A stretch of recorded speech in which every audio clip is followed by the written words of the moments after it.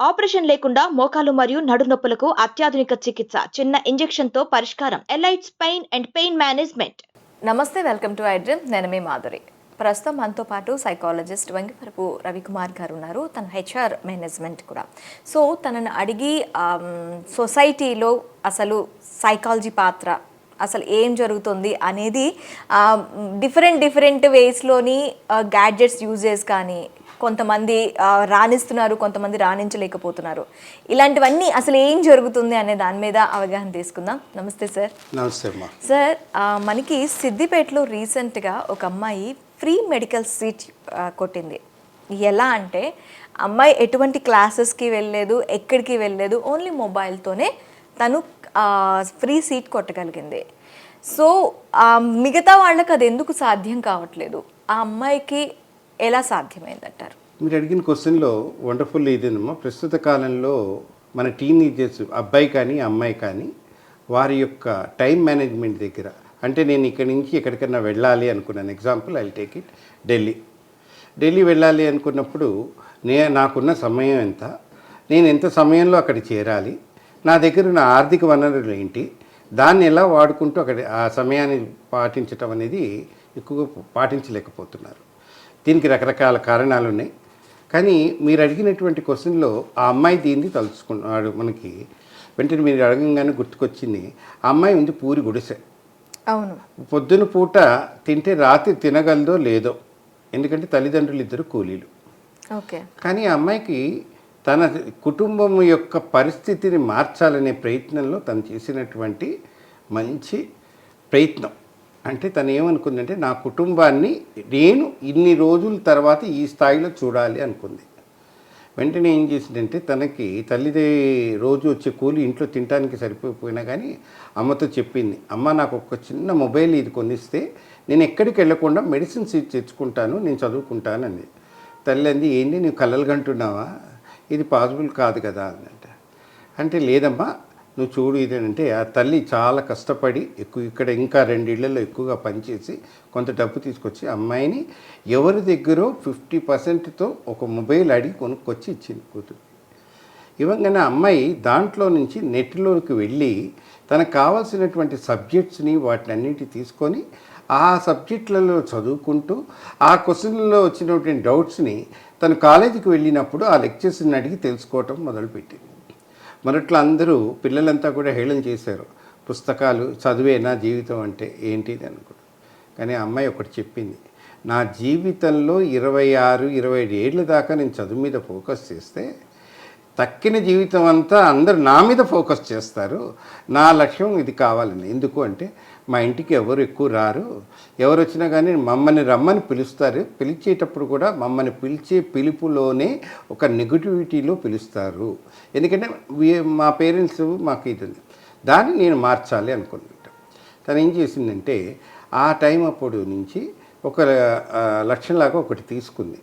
ఏం తీసుకుందంటే తను చెప్పింది ఒక ఇంటర్వ్యూలో, తను మొట్టమొదటగా నేను ఈ రోజు నుంచి ఎటువంటి పెళ్ళిళ్ళకి ఎక్కడికి వెళ్ళను, సమయం దొరికినప్పుడల్లా నేను చూస్తున్నవన్నీ కూడా ప్రతి పాయింట్ రాసుకుంటాను, రాత్రి 7 తర్వాత ఎటువంటివి తినకుండా నేను పుస్తకం ముందు కూర్చొని 11 దాకా చదువుకొని మళ్ళీ పొద్దున్నే లేచి అమ్మకు కావాల్సిన పనులన్నీ నేను తయారు చేసి పెట్టి అమ్మ నా కోసం ఇంత కష్టపడి చేసింది కదా అని చెప్పి తను ఆ ప్రయత్నం, అంటే తను ప్రతిరోజు నా లక్ష్యానికి ఇంత చేరాను, వారం అవగానే ఇంకా నేను చదవలసినవి ఉన్నాయి అని ప్రణాళికలు వేసుకొని చదువుకుంటూ వచ్చింది. దాంతో 6 నెలల్లో కల్లా తన సిలబస్ అంతా అయిపోయిందిట. ఇంకా ప్రతిరోజు తను పాత క్వశ్చన్ పేపర్స్ తీసుకొని వాళ్ళ అమ్మకి తెలియపోయినా, అమ్మ ఇది ఇక్కడి నుంచి ఇక్కడికి టైం రాగానే నాకు చెప్పమ్మా అని చెప్పి తను ఆన్సర్స్ చేసుకుంటూ వెళ్ళింది. ఆ ప్రాక్టీస్ వల్ల ఏమైంది, టైం మేనేజ్మెంట్ తెలిసింది, క్వశ్చన్స్ ఎక్కడెక్కడ వస్తుంది, లెక్చర్స్ని ఎటువంటి క్వశ్చన్స్ అడగాలి, ఏ సమాధానం మనం రాయాలి అనేది అడగటం వల్ల లెక్చర్స్ మొట్టలో ఆట పట్టించినా కానీ ఈ అమ్మాయి అడిగిన దీనికి తెలుసుకొని చెప్పడం మొదలుపెట్టారు. దాంతో ఆ అమ్మాయికి మొదటి సంవత్సరంలోనే she scored around 98% of percentage marks in inter. అంటే ఒక నమ్మకం అనేది పెరిగింది. అప్పటిదాకా ఇంగ్లీష్లో మాట్లాడలేదట, రాయటం కూడా కష్టంగా ఉందిట. కానీ రోజు ఈ ఆకలి తను తీసుకుంటున్న పని లక్ష్యం వీటన్ని మీద తను చదువుకుంటున్నటువంటి టేబుల్ ముందర ఒక చక్కటి డాక్టర్ యొక్క ఫోటో పెట్టినట సర్వీస్ ఇది. అంటే ప్రతిరోజు తన యొక్క లక్ష్యాన్ని గుర్తు చేసుకుంటూ ఎవరు ఎన్నన్నా కానీ ఒకటే చెప్పింది అమ్మాయి, ఏనుగు వెళ్తుంటే చాలా కుక్కలు బాగా చేస్తాయి, కానీ నేను వెళ్తున్న దారిలో నువ్వేం చేరుతావు అన్న వాళ్ళందరూ కూడా నేను అలా పోల్చుకున్నాను సార్, ముందర వెళ్ళాను. ఈరోజు నన్ను రాగానే నా పేపర్లో నేను కూడా అనుకోలేదు, ఫ్రీ సీట్ కూడా వచ్చింది. రావటంతో ప్రతి ఒక్కళ్ళు రాజకీయ రంగంలో ఉన్నవాళ్ళు, విద్యారంగంలో ఉన్నవాళ్ళంతా మేము చదివిస్తామని ముందరికి రావటం. అంటే ఇప్పటికి కూడా మనిషికి ఒక నాలెడ్జ్ అనేది ఎంత అవసరమో తెలిసింది అని చెప్పి. అంటే అంటారు కదా, ఏదైనా సాధించే వరకు మనకి ఏమీ తెలీదు, ఏదైనా సాధిస్తే మన చుట్టూ 10 మంది ఉంటారు అనే థాట్ అమ్మాయికి ఎప్పటి నుంచో ఉంది. ఆ థాట్ని నిజం చేసుకోగలిగింది అంటే ఆ అమ్మాయి యొక్క లక్ష్యాన్ని ప్రతి క్షణం గుర్తుపెట్టుకుంది. రెండవది, ఎప్పుడైనా కానీ అమ్మ మీరు చూడండి ఎవరి లైఫ్లో కానీ, ఐశ్వర్య రాయ్ కానీ, అమితాబ్ బచ్చన్ కానీ, ఎవరైనా వాళ్ళ ఫ్యామిలీ మటుకు నేను I want to take failure చూసిన తర్వాత సక్సెస్ చూశారు. దాన్ని కాపాడుకోవటం వల్ల they are able to reach to the certain levels. ఏ మనిషికైనా కానీ ఫెయిల్యూర్ రాగానే, ఈవెన్ కలాం గారు కూడా 10th క్లాస్ ఫెయిల్, అంత మాత్రం నేను ఎక్కడ ఓడిపోలేదు. మరి paper boy has become a first citizen of our country అయినప్పుడు ఆయన చెప్పినటువంటి ప్రతిదీ మనం గుర్తుపెట్టుకోవాలి. నేను ఒక చెట్టు ఎండిపోతుంటే చిలక వెళ్ళిపోయింది, ఉడత వెళ్ళిపోయింది, తిరిగి ఆ చెట్టును కాపాడి దాన్ని మళ్ళీ ప్రొటెక్ట్ చేసి పెంచుతుంటే అదే చిలుక తిరిగి వచ్చింది, అదే ఉడత తిరిగి వచ్చింది అని చెప్పారు ఆయన. అంటే మన దగ్గర ఉన్నటువంటి ఎప్పుడూ కూడా ఏది లేదు అన్నప్పుడు అందరూ వెళ్ళిపోతూ ఉంటారు, వాళ్ళని చూసి భయపడకూడదు. మనలో ఉన్న లోపాలని ఎప్పుడైతే దాన్ని చూసుకుంటూ వెళ్తూ ఉంటే, అందువల్లే అంటారు మనలోని లోపాలని మనం గుర్తించుకుంటే ఎదుటివారి యొక్క దీని మీద మన ఫోకస్ పోదట. ఎదుటి వాళ్ళు మాట్లాడుతున్నప్పుడు అది ఒక హాస్యాస్పదంగా మారిపోతుంటా. మార్పు రావాలన్నది నీలో నుంచే కానీ ఎదుటి వ్యక్తిలో నుంచి కాదు. నేర్పు రావాల్సింది ఈరోజు కానీ రేపు కాదు. సమయం అనేది ఈ క్షణం నుంచి మొదలవ్వాలి కానీ మరుక్షణం నుంచి కాదు. కంటి నీరు ఎంత ఉప్పగా ఉన్నా ఆ నీరులో 2 రకాలు ఉన్నాయి. ఆనందంతో వచ్చిన బాష్పాలకి అది అంతులేనటువంటి నవ్వు యాడ్ అవుతుంది, బాధతో వచ్చిన కంటి నీరుతో మనసు కుంగిపోతుంది. ఈ రెండిటిని తేడా తెలుసుకుంటే జీవితంలో కష్టపడాలా అనే దానికి సుఖపడాల్సింది. అందువల్ల అంటే ఆ అమ్మాయి చెప్పింది 26 సంవత్సరాల దాకా నేను కష్టపడితే తక్కినవన్నీ నా దగ్గరికి వస్తాయి అంది. అంటే 26 సంవత్సరాలు తను మెంటల్గా ప్రిపేర్ అయిపోయింది. నేను ఈ పని చెయ్యాలి, నేను ఇలా చదువుకోవాలి, మార్గం నేను వేసుకోవాలి. అంటే ఒక గ్లాసులో నీళ్లు పోసినప్పుడు సొహం నీళ్ళే ఉన్నాయని చెప్పి ఆలోచించకుండా ఉన్న నీటిని ఎలా వాడుకోవాలి, ఎలా వనరులు ఎలా చేసుకోవాలి, నాలో మార్పు తెచ్చుకుంటే నేను ఇతరులలో మార్పు తెచ్చుకోగలుగుతాను అని. ఇంకో విషయం, మనం ఎప్పుడు కూడా టీనేజర్స్ని చాలా తక్కువగా వాళ్ళు చేస్తున్న అల్లరిని గుర్తిస్తాం, కానీ మన దురదృష్టకరమైనటువంటి మన న్యూస్ పేపర్లు కానీ లేకపోతే మన వార్తా ఇవి కానీ ఎప్పుడు కూడా యువతని ఎప్పుడు కూడా ఒక నెగిటివ్ కోణాన్ని ఎక్కువగా చూపిస్తారే కానీ వారు సాధించినటువంటి మంచి మంచి కోణాలని ఎప్పుడు కూడా మనం ప్రజెంట్ చేయలేకపోతున్నాం. లైక్ ఎగ్జాక్ట్లీ మొన్న 103 శాటిలైట్ మనం పైకి పంపించాం. దాంట్లో 42 శాటిలైట్స్ని ఇండియన్ స్టూడెంట్సే తయారు చేశారు. ఇది ఎవరు చెప్పలేదు, ఇంత మటుకు ఎవరు పట్టించుకోరు. కానీ అదే ఒక పబ్లో కనపడిన టీనేజర్ని పట్టుకొని టీనేజర్స్ అందరూ ఇలాగే ఉంటారు అంటారు. మరి చెడుని తొందరగా ప్రచారం చేయగలిగిన మనం మంచిని ఎందుకు ప్రచారం చేయలేకపోతున్నాం? మంచిని ప్రచారం చేస్తే ఇంకా మంచిని పెంపొందించుకుంటారు. అది అంటే name your 4 friends, I will tell who are you. అంటే మనిషికి చాలా కోరికలు ఆశలు ఉంటాయి. ఏ వయసులో కానీ చనిపోయే వయసులో దాకా కోరికలు ఉండాలి. అప్పుడే జీవితంలో కష్టం లేకుండా ఎదిగినది ఎప్పుడూ కూడా ఫలితాన్ని అనుభవించలేదు. జీవితంలో కష్టంతో సాధించిన ప్రతిదానికి అనుభూతి, దాని యొక్క ఆకృతి ఎంత బాగా ఉంటుందో. అంటే గంధపు చెట్టు, దానిలో ఏది పనికిరాదు అనేది లేదు, అందుకే ఆ చెట్టు యొక్క విలువని. అప్పుడు ఎప్పుడైతే మనిషి కూడా తను గంధం చెట్టులాగా మారగలిగి తను చేస్తున్న ప్రతి పనిలో పాజిటివ్నెస్ చూడగలిగితే మనం గత 5 ఏళ్ల కింద చూసిన భారతదేశం ఇప్పుడు చూస్తున్న భారతదేశానికి ఎంత తేడా ఉన్నది అనేది మనం చెప్పగలిగితే అప్పుడు మనకు తెలుస్తుంది మనం ఏ దశలో వెళ్తున్నామని. అదే ఆ అమ్మాయి చేసినటువంటి ప్రయత్నం. మార్పు చాలామందికి అంటారు మొబైల్ అంటే ఏంటో తెలుసా అమ్మా? పూర్తి పేరు మాయా ఆపరేటింగ్ నేషనల్లీ ఇంటర్నేషనల్లీ ఎవ్రీవేర్.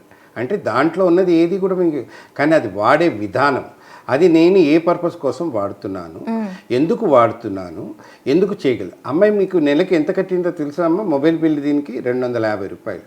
అంటే ఆ 250 రూపాయలో తనకు కావాల్సినటువంటి సబ్జెక్ట్ మీదే ఫోకస్ పెట్టిందే కానీ వేరే డైవర్ట్ అవ్వలేదు. అంటే లక్ష్యం గురి తప్పకుండా ఉంటే ఆ గురి తప్పనటువంటి దీనిలో నుంచి నేర్చుకోవలసినవి చాలా ఉంటాయి. కడుపుకి ఆకలేయంగానే కోరికలు పెరుగుతాయిట. అవును. కానీ మెదడుకి ఆకలి వేసింది అంటే మటుకు ఆకాశ శిఖరాలను ఎక్కి దాని యొక్క పైన తన అనుభూతులను పంచుకునే స్థాయికి చేరగలుగుతారట.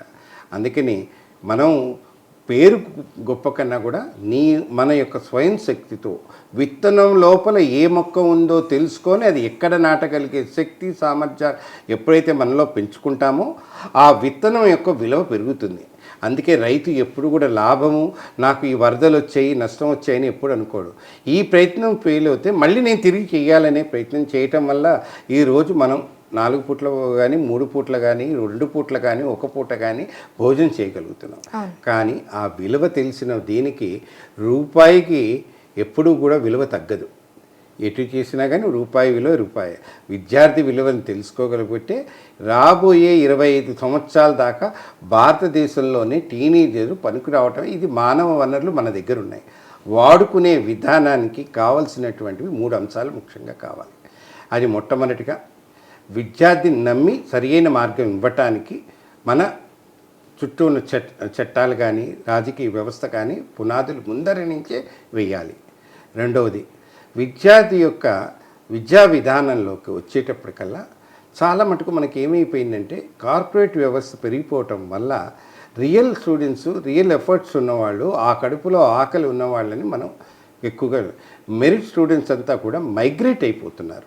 ఇది అంటే ఇక్కడ వనరులు లేక అని కాదు, అక్కడ ఆశ ఎక్కువ అవుతుంది. అక్కడ తర్వాత మూడోది వచ్చి ఎప్పుడైనా సరే మన యొక్క తెలివితేటల్ని మనం చేసిన మనకున్నటువంటి అంశాలని బీర్బల్ కథల్లో నుంచి కానీ లేదా తెనాలి రామకృష్ణుడు కథల్లో నుంచి కానీ కొన్ని మనం చూస్తుంటే వాళ్ళంతా ఎంత తెలివైన వాళ్ళు, ఉన్న దానిలో సమస్యను ఎలా పరిష్కరించుకోవాలో నేర్పగలిగారు. ఇటువంటివన్నీ కూడా మనం విద్యార్థికి మనకి నేర్పి కొన్ని చెప్పగలిగితే ఏ రోజు కూడా అతను క్వశ్చన్ వేయకుండా క్లాస్లో ఉండడు. విద్యార్థి ఎప్పుడైతే క్వశ్చన్ క్లాస్లో వేయటం మొదలు పెడతాడో ఆ క్లాసు 200% సక్సెస్ అవుతుంది. ఎప్పుడైతే విద్యార్థి క్వశ్చన్ వేయకుండా క్లాస్లో కూర్చొని ఇతరులతో నేను మాట్లాడలేను అనుకుంటాడో అది ఓన్లీ బోధన మటుకే అవుతుంది. అంటే ఆత్మ పరిశోధన ఎప్పుడైతే మనం చేసుకొని విద్యార్థి క్వశ్చన్ వేసినప్పుడు, పిల్లలు క్వశ్చన్ వేసినప్పుడు, లేక ఎవరైనా క్వశ్చన్ అడిగినప్పుడు ఓపిక తెచ్చుకొని ఇది ఎందుకు అడిగారు, ఇది ఏ పరిస్థితిలో అవసరము, ఇది ఎందుకు అనేది ఎప్పుడైతే తెలుసుకుంటామో సిద్దిపేటలో నువ్వు చెప్పినట్టుగా ఆ పాపలాగా మన దగ్గర ఎంతోమంది ఉన్నారమ్మా, చాలామందిని గుర్తించవచ్చు. దాన్ని మనం చెయ్యాలి అన్నప్పుడు విద్యార్థికి లక్ష్యం ఎలా పెట్టుకోవాలి, తన యొక్క విజన్ ఎలా ఎటు మార్చుకోవాలి. దీనికి ఫైనల్గా ఒక చిన్న ఎగ్జాంపుల్, బుల్లెట్ ట్రైను వెళ్తున్నప్పుడు ప్రతి పెట్టెకి ఇంజన్ ఉంటుంది, మెయిన్ ఇంజన్ కూడా ఉంటుంది. ఈ పెట్టెకు ఉన్నటువంటి ఇంజన్ మెయిన్ ఇంజన్కి సపోర్ట్ చేయటం వల్ల అంత స్పీడ్గా వెళ్తుంది. అలాగే జీవితంలో కూడా కుటుంబంలో చేయవలసిన విద్యార్థి చేయవలసిన పని విద్యార్థి, తల్లిదండ్రులు చేయవలసిన పని తల్లిదండ్రులు. ఈ సమయాన్ని పాటించటంలో ప్రతి వాళ్ళు నేర్చుకోగలిగితే సమయ పాలన ఎక్కడ ఉంటుందో విజయ సాధన అనేది అక్కడ ఉంటుంది. సమయ సాధన ఎక్కడ ఉంటుందో విజయ సాధన రెండు ఎక్కడ ఉంటే లక్ష్యం చేరటానికి మార్గాలు ఏర్పడతాయి. ఎప్పుడు ఇతరులపైన నెగిటివ్గా ఆలోచించడం, ఇతరులపైన నింద వేయకుండా విద్యార్థి మారితే మార్పు కోసమే, మార్పు భవిష్యత్తు కోసం అని తెలుసుకున్న ప్రతి వాళ్ళకి, అటువంటి విద్యార్థులందరికీ మన హ్యాట్స్ ఆఫ్ చెప్పాలి. Okay sir, thank you very much.